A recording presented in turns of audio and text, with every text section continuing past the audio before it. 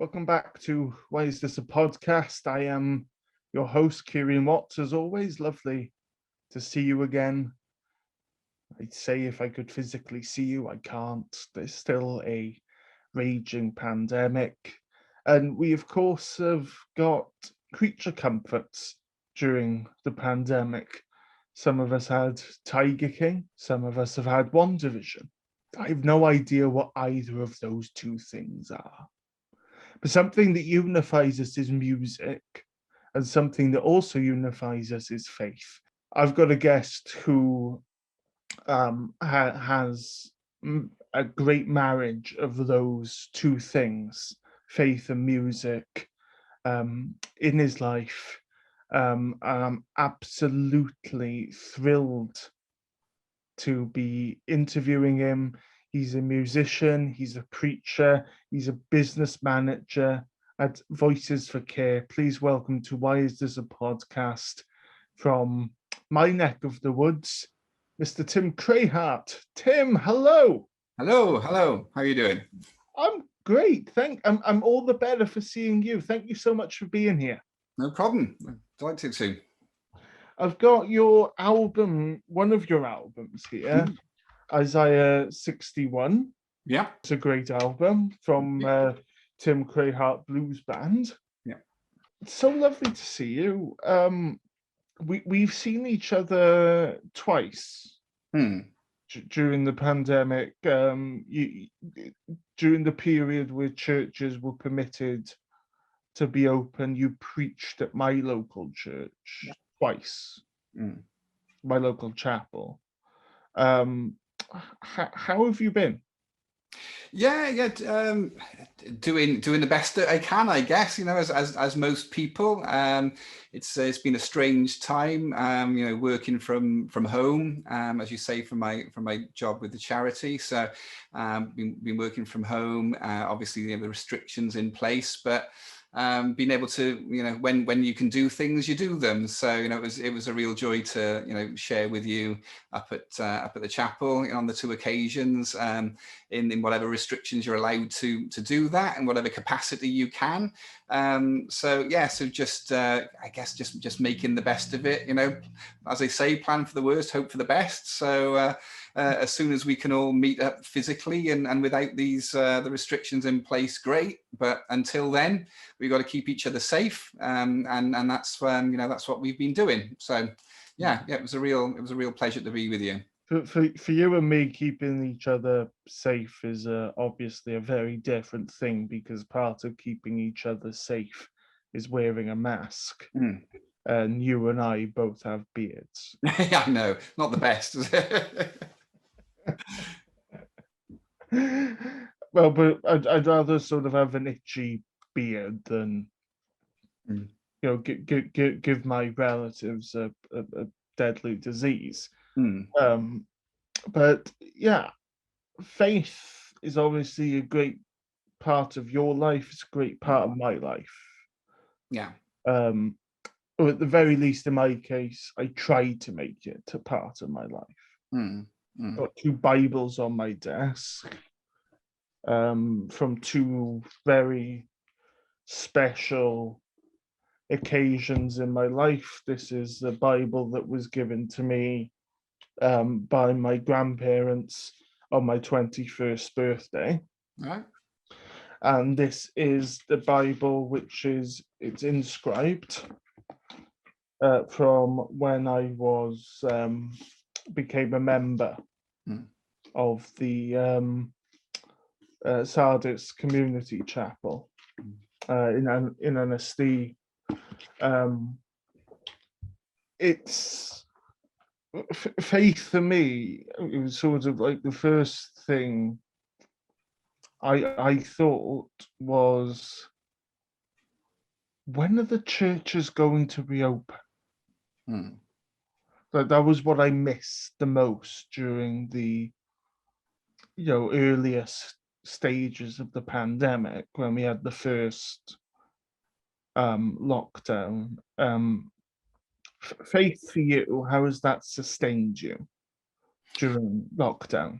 During lockdown, I think it's, I mean, it's been good to share with people. So I'm going to say some people, some churches are meeting via Zoom. Some people are doing online services. So you've got that kind of contact. But I think one of the biggest thing for me in faith and my kind of belief has been really, connecting with nature again, in actual, getting out there into the countryside. I mean, very fortunate, as you said, your neck of the woods, around here, we've got some wonderful mountains to walk, we've got rivers, we've got canals, there's so many things to do. And for me, connecting with nature is a big bit about connecting with God. Very interested by Celtic Christianity, and they were known to call nature the second book of God. So for me, a lot of it has been remembering all the, that side of things, the creation, getting out into the countryside and connecting that way, as well as, keeping in contact with, the people that you would normally fellowship with in your churches and things like that. So it's been an odd mix of technology and nature, I think, for me. So using things like Zoom and YouTube and things like that, whilst at the same time using creation as a way, and then the countryside and nature to connect with God. So that's what it's been a mixture of for me. For a lot of people, music is almost a spiritual calling for them. How's music sustained you during lockdown? Well, it's been quite interesting, actually, for me. I know a lot of musicians that have found having the space that a lot of people have, being, restricted to their own homes and not having huge time demands upon them, has ended up being a very productive period for them. For me, I'm generally more prolific when I'm actually busier. So I haven't written as many. I have been writing songs, and I was even working on one today. But coming on to it. We are coming on to it. Please don't preempt. Okay, I won't get on too much to that. I don't want to run out of material here. No worries. So I won't get perhaps on that one. But on the touch of music, it's probably for me been more about music and creativity go together for me. And I think that is the kind of where the spiritual aspect, I believe in a God that's a creative God, that's constantly at work. So for me, music links on that side, but equally I'm not somebody that has music playing all day long every day. But what I have done through lockdown is kind of practicing my instrument, practicing my guitar, and getting back to some of what I fell in love with about it in the first place. So rather than the writing, just getting, putting myself in a room and practicing and just enjoying that time. And yeah, you connect with things at a different level. So I'm sure there's a kind of a spiritual element to just that, you and your instrument and blocking everything else and just enjoying that time, which I don't normally get, when everything is, prior to lockdown, it's all the deadlines and demands on your time. So just being able to say, I'm gonna go up into the, got a little, I say a music room. It's not much bigger than a closet really, but that's where the instruments are. And it's right. I'm going up there for an hour or whatever, and I'll just put something on and play along to it, and really enjoy that. So yeah. So that's how I've kind of enjoyed this period with music. Yeah, it's a beautiful answer about music, a beautiful answer about faith. And you mentioned you have been writing music. What have you been working on? Right. I'm very much a kind of an inspirational writer, I suppose. I can't generally sit down and say, right, I'm just going to write on this topic or whatever. Something has got to strike me. And the reason why I find it hard to separate the last question with this question is because I feel my faith is wrapped up in who I am as an individual, and therefore the things that inspire me and the things that I find interesting. So and I also find songwriting, that creative process, for me is a really, really spiritual process and a really rewarding process. It's probably I probably enjoy writing more than performing, and I enjoy performing, but I just love writing even more. So the stuff that has really interested me, really coming back to when lockdown happened, that the first song I wrote was a song that was inspired by the village of Eyam, which is in Derbyshire. My wife went to a Bible college up in Derbyshire, and literally a couple of miles down the road was this village, which is well known as the plague village. That they when the plague broke out, the village made the decision to isolate themselves. So basically, it was self-isolating happening, hundreds of years ago, and they had somebody had caught the plague, nobody else in the neighboring areas had, so they made the really difficult decision to actually close off the borders of this village, so that it didn't spread any further. And when lockdown happened, I remembered visiting this place. I'd heard the story. I went into the local church, which had up all on the walls, the history of it, and was just fascinating. And I thought, right, now is the time to write this song. I've been thinking about doing it for several years, and now is the inspiration. So I wrote that song. I was also very inspired around Easter time, about thinking about Jesus, thinking about Easter, and just thinking about Jesus' life before he became the Jesus we know, that when he was just a carpenter, and how ingrained he would have been in that local community, and how he would have been a child as well.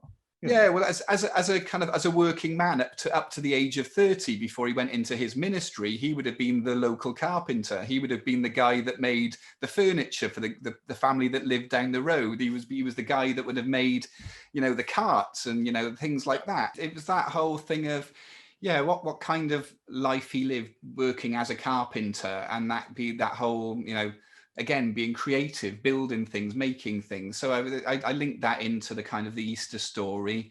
Then after that, we had the whole Black Lives Matter camp, kind of that really became prominent. And for me, what jumped out at me was the incident of the Edward Colston statue being thrown into the water. And I just found the absolute irony of this story, of this statue, of this man that was responsible for all these deaths of slaves that were thrown overboard. They say that there was around about 84,000 slaves were transported by his ships, and around a quarter of the people would have been thrown into the water, because as soon as you got ill on a slave ship, you were just thrown overboard. So there was a certain irony of his statue being thrown into the water.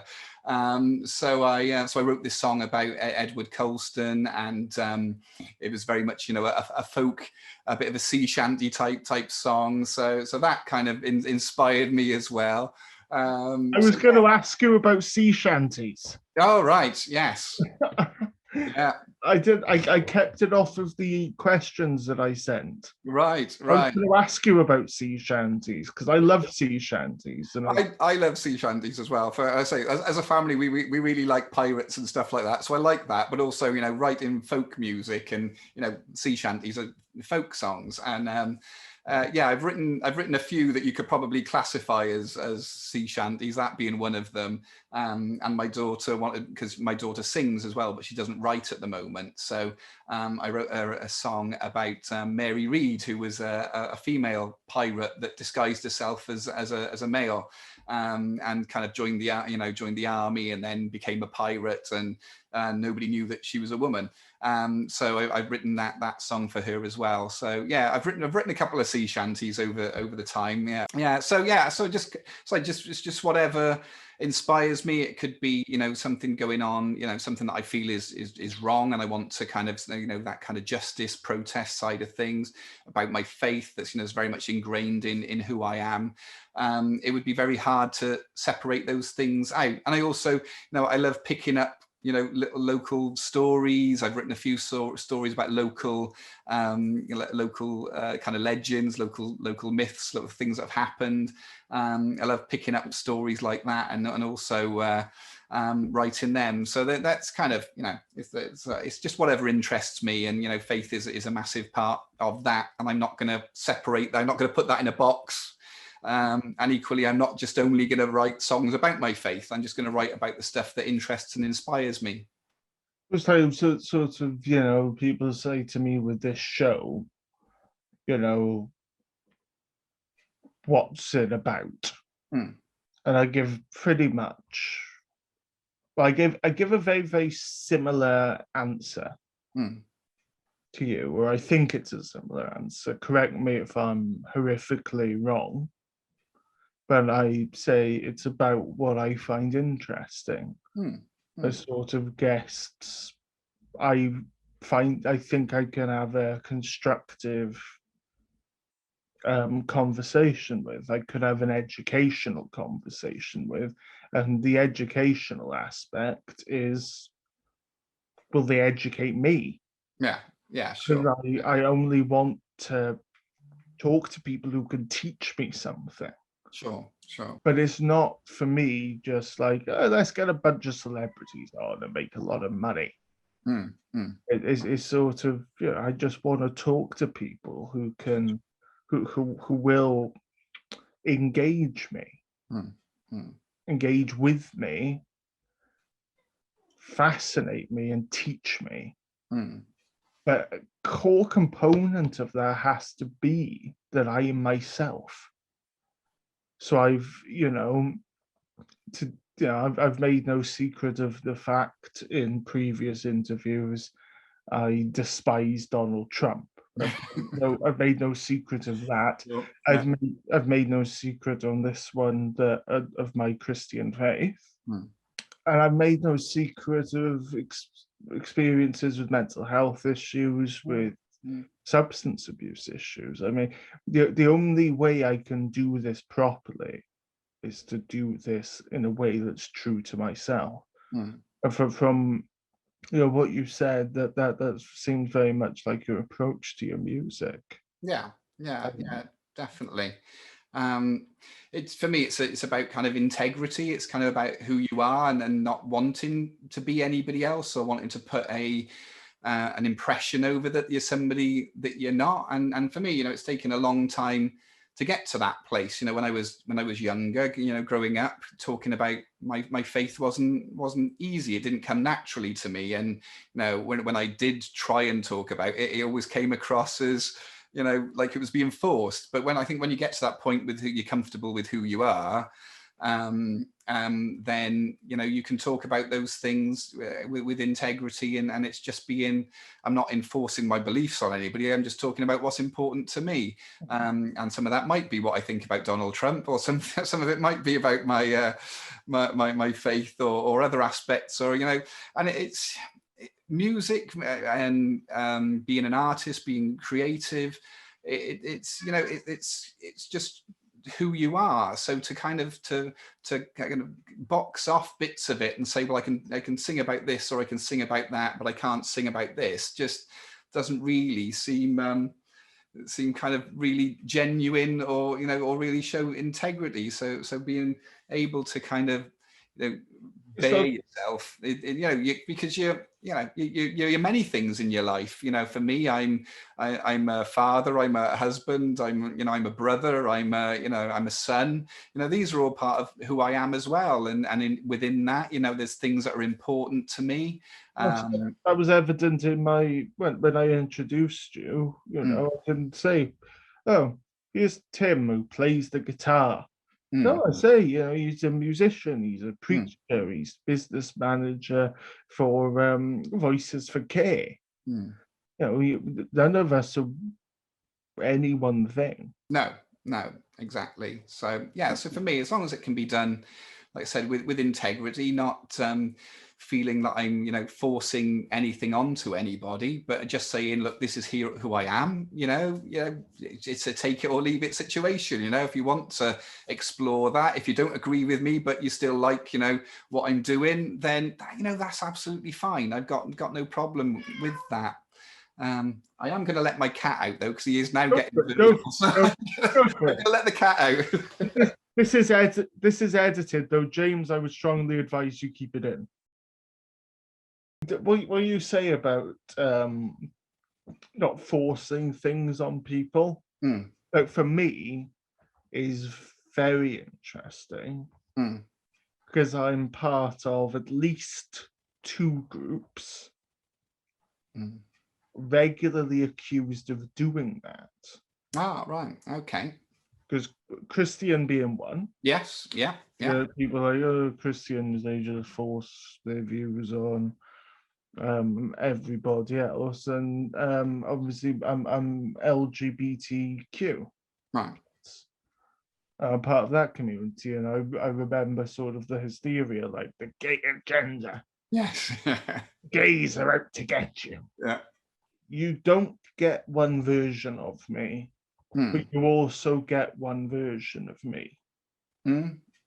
You get the sum of my parts. Yeah. But that doesn't necessarily mean that I'm one. Well, that necessitates I'm not one thing, I'm a gay man or bisexual man, or whatever I turn out to be. God knows I'm young. You've got the Christian, you've got the person with the backstory that we mentioned earlier. You've got many things, and I'll talk about those things with you. And I won't lie to you. But I'm not going to hide them for you. No, absolutely. But I'm certainly not going to qualify, because authenticity, as we said, is important. And I'm not gonna distance one part of the sum from the other, because that would just be disingenuous, and I'm not, I couldn't. I don't think for one thing, it would be exhausting. Absolutely. Yeah. And it would be disrespectful to myself. It would be disrespectful to others. Yeah. And I know what it is to be disrespectful to others and to hurt others. I know that. It's not an area I want to revisit. Yeah. I'm very likely to revisit it, but it's far from being an area where I want to go back. Sure. Yeah. But I think you're absolutely right about the it's exhausting. And I say, thinking about my kind of childhood, and we moved. My father was a minister, so we moved around. Every now and again, we went to when he had a new church, you'd move to a different area. So we moved all over, kind of England and then Wales, and it was that thing is when we settled back in Wales, people would ask you, well, why did you live in all these places? And it forced me to have to say, well, yeah, it's because my dad, was a pastor of a church. So then you were kind of already, this bit of your life was exposed to people, whether you liked it or not.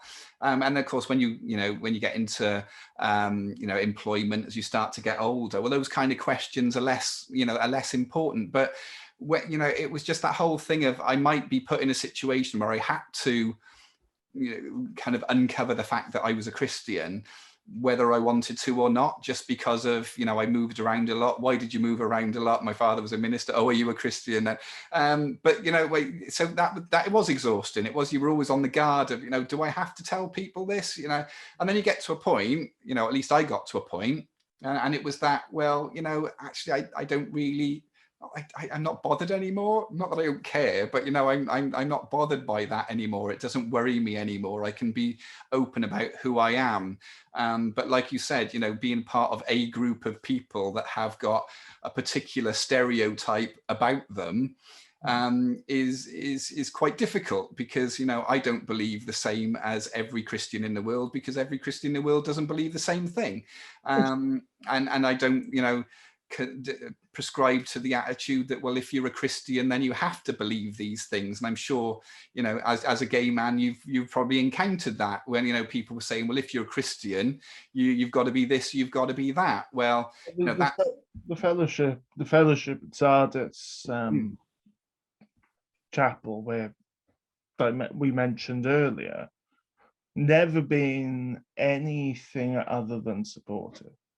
I just want to make that clear for people watching. Never been anything other than supportive. It's a fantastic, inclusive church. But unfortunately, that's not replicated all over the world, is it? And and certain places you've got to be. There's a certain image of who you have got to be as a Christian, and what that means to your sexuality, to to all sorts of things, to what you're supposed to look like, things like that. And so there is an element that's kind of an element of baggage that comes along with the label of being a Christian. But I got to that point where it was like, well, okay, I'm confident in who I am.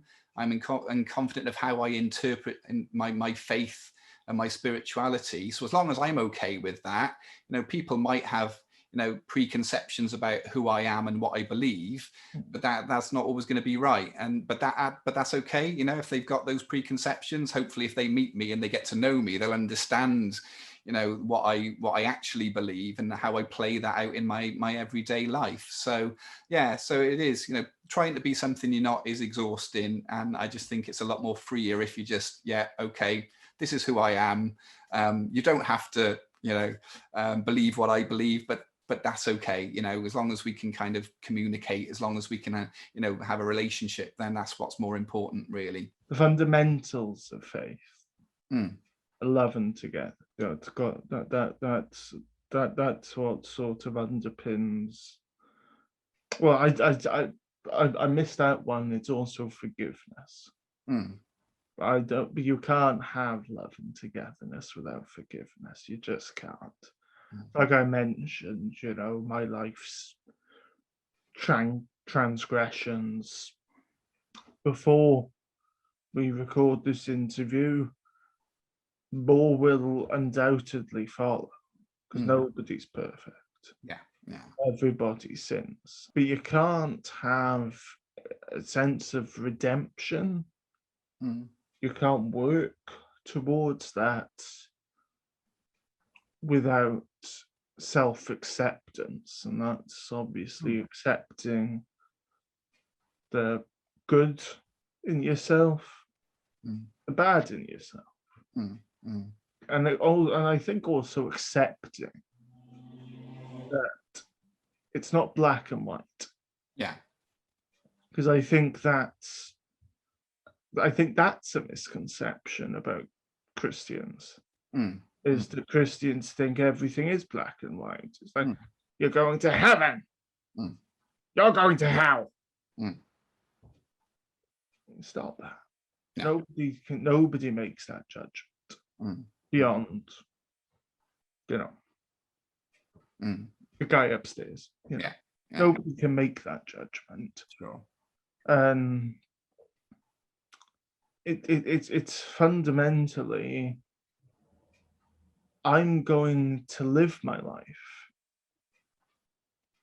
as I live it. And I'm going to get things right. I'm going to get things wrong. I may get things that are morally ambiguous if I'm having an interesting day. But I'm not going to get it right all the time.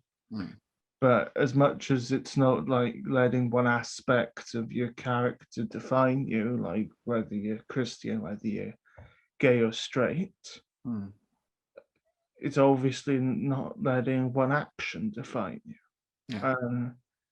that's kind of the philosophy as I sort of work through my own issues and whatnot. That's the philosophy I'm trying to embrace because I can't undo the past. No. And I don't want to undo the past. I wish that I could undo what's happened, the effects of what's happened. But I kind of I'm at a place of acknowledgement that what has happened has shaped who I am now. And I've, carrying that forward. Yeah, it could have been different. I could have been born to Prince Charles. And as an interview with Oprah yesterday. Who I am comes, like I said, in the sum of my parts. Yeah. And you say, would you trade those? And I'm like, what would I trade them for? You give me an offer. You give me an offer of what I'm trading them for. I'll give you an answer. You're completely right when you say it's about self-acceptance. I want to go on to, before I let you go, to Voices for Care. Yeah.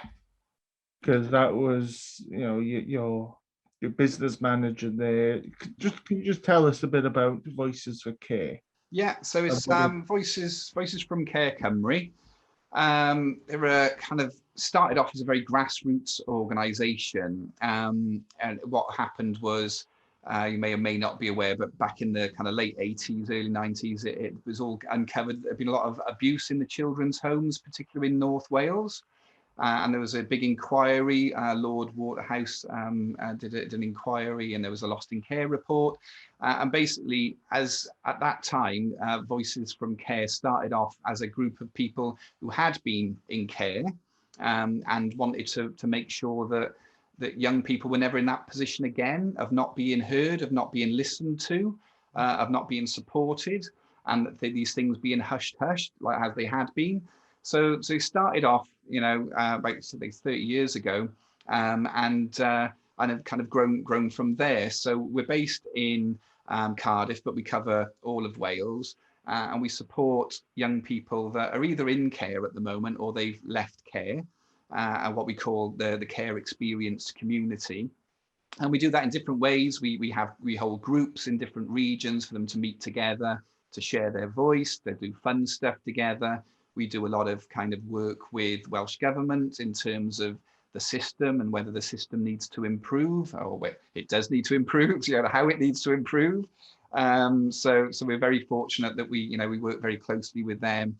Members of the government at the moment. We've got very good links with. So yeah, it's very much about, and also we do one-to-one support as well. So we will support individuals as well around their well-being.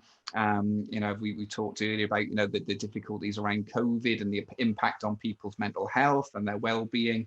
So we do kind of one-to-one support as well. And we've got one particular project around homelessness and the kind of care experience in the community as well. So we're not a big organisation. We're about 20 of us at the moment. We have grown quite a bit, and we were really, really fortunate in the last month that Michael Sheen chose us to be his charity with a campaign that was being run by an organisation called the White Curl, which is a kind of fan-based charity fundraiser. So they approach celebrities and they ask them who their charity they'd like to support, and then they raise money for them. So via Michael Sheen, we were able to raise about over £16,000. So that was absolutely amazing, and yeah, it was just so brilliant to have somebody say, Michael Sheen's chosen you. So it was great. We didn't have to do anything,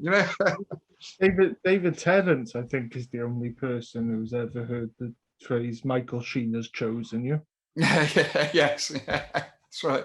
Well, it was to do with the boat. It was actually Michael Sheen and his partner Anna, and David and his wife Georgia. David and Georgia chose one charity, and Michael and Anna chose us as the other charity. So it was a staged fundraiser. So yeah, it was. So I noticed. Was that a pun? Staged fundraiser? It was to do with the TV show. I know. I was. Yeah. I noticed. I've got iPlayer on my phone. Yeah. Last question. Yeah. You did release, to support charity, a single, "I Am the Raven." Yes, I did. Yeah. And during the pandemic, can you just go into a little bit of detail about the song, the charity? Yeah. Is it the same charity? Well, this was Christian Aid. I was just really aware. It was a very last minute decision to do this. I've got a friend in a local church who was in the band, the Tim Crahart Blues band, Andy, he always does something for Christian Aid Week every year. He's always done something, and it just really struck me that how 2020 COVID, a lot of the activities, the fundraisers that were taking place just had to be cancelled, and it was just that thought of, oh yeah, I really feel like I need to do something, and that particular song I'd recorded for the album Faith, Hope and Common Folk, but I'd recorded too many songs really. It was like, it would have been well over an hour long, and I decided there were two songs that kind of. What's wrong with an album that's over an hour long? Not when it's me. It's me. So Tim, you're a musician. You do realise that people can pause CDs. Well, there is that. But it was a slower song, and on recording everything and sitting back, it was like, actually this one, I got a number of slow songs on the album as well. I think I'll save this for something else. So basically, it was recorded and was sat there, and I thought actually this would be a really good opportunity to kind of put that out as a single instead, because it was nothing to do with the quality of the song. It was just I didn't feel it really fitted on the album. So I released I Am the Raven, and raised a little bit of money for Christian Aid. But the actual song itself is, for me, is something that has been in the back of my mind for over 20 years. I went to Greenbelt on several occasions, which is a kind of Christian faith-based arts festival. And the first time I went, there was a speaker there called the Reverend John Smith, who does a lot of work with bikers, particularly Hell's Angels. He's a real character. If you want to be a part of his church, you've got to be prepared to be arrested for protesting and civil disruption and stuff like that. He's really involved in social justice and all that side of thing. And he preached on the raven and the mustard tree, and basically saying in the Old Testament particularly, ravens were seen as being unclean, and therefore bad and things like that. But then he also talked about the Old Testament again is full of this imagery of the oaks of righteousness and the cedars of Lebanon, these really big, majestic, strong trees. And then Jesus comes along and starts talking about the mustard tree, which is, a small bit of a weedy kind of tree. But he says, but all the birds, are welcome in its branches. And I thought, and he preached on this, saying, so that means even the ravens, even the unclean, were welcome in the mustard tree. And of course, the mustard tree represented the kingdom of God. So whereas the cedars of Lebanon, the oaks of righteousness were these big strong trees, but they were it was almost like, but they were kind of selective in who they allowed in their branches. The mustard tree, the kingdom of God, was open to anybody, even the unclean. So that, you know, that message really, I just thought was really an important one that I was going to come around to writing one day. And a couple of years ago, actually, when we were up in Derbyshire, where you know, near to Eyam, we were camping because we were helping out in a festival there, and this tree was just full of crows, and you know, not ravens, but it was just absolutely full of crows, and it just brought it all back to me. This story, this sermon I'd heard, and I just thought, yeah, I'm going to write that now. When I go back home, I'm going to write that song. So it came off that, and I really felt then, thinking of Christian Aid as a charity that worked with people that might be classed as unclean by a lot of people's standards, you know, that work with people that are often outcast, the people that are on the fringes of society around the world. And I just thought, yeah, this just seems right to kind of match up this song and that sentiment and that message with the charity and what it was doing. So that's where I am the Raven came from. So we've seen it with, you know, communities, families ravaged by conflict and refugees as well. I completely see where that the source of that inspiration. I completely see that. Tim, it's been an absolute pleasure. Thank you so much for being here. That's no problem. It's always a joy. It's always, you know, good, you know, great to be able to share, you know, a bit about who I am and, you know, what inspires me and, you know, where I'm from. So yeah, it's been. You can find more about Tim Crahart in the description down below, as well as links to Voices for Care and Christian Aid. As if you can afford to donate to these amazing causes, the other causes as well, Cancer Research UK, Morgan's Wings, that we featured on this channel. Please do. If you can't, maybe just share either our posts or theirs. Join us next time, won't you?